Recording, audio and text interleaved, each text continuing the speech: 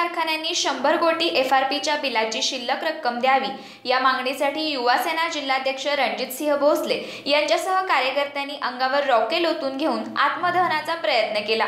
यावेळी पोलिसांनी कार्यकर्त्यांना ताब्यात घेत आत्मदहनाचा प्रयत्न रोखला।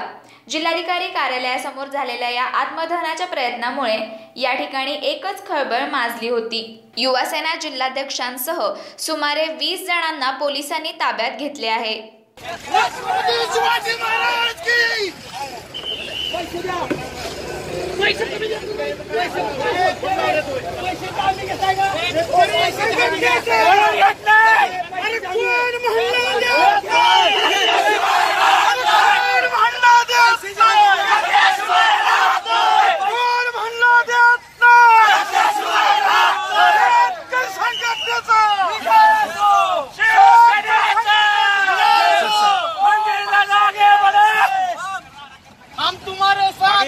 मागे राम पटकन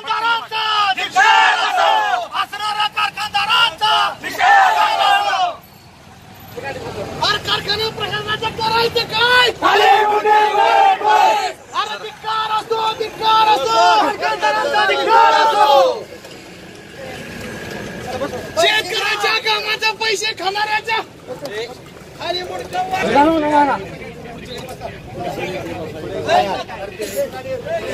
विषय असणाऱ्या जिल्ह्यातील कारखानदारांनी शेतकऱ्यांचे पैसे अडवून ठेवलेले आहेत आणि आम्ही जिल्हाधिकाऱ्यांना असणाऱ्या आयुक्तांना आम्ही वारंवार सूचना करतोय, पण त्यांनी अजूनपर्यंत शेतकऱ्यांना न्याय दिला नाही। हातबल असणारे कारखानदार जाणीवपूर्वक शेतकऱ्यांना त्रास देत आहेत आणि त्याच्यामुळं पर्याय राहिला नाही शेतकऱ्यांपाशी आत्महत्या करण्या व्यतिरिक्त।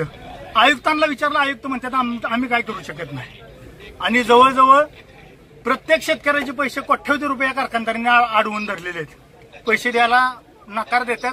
3 महिने झाले तरी अजून पैसे नाही, गेल्या वर्षीचे अजून पैसे दिलेले नाही। त्यासाठी आम्ही आज हे पाऊल उचललेलं आहे। लाखो करोडो रुपये बुडवले शेतकऱ्यांचे।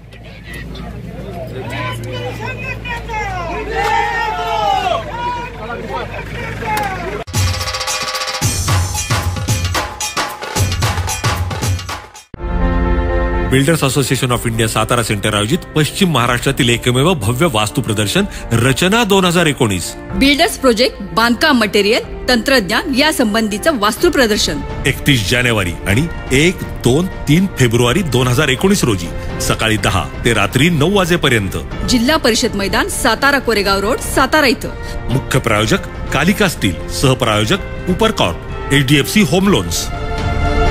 जरूर भेट द्या। रचना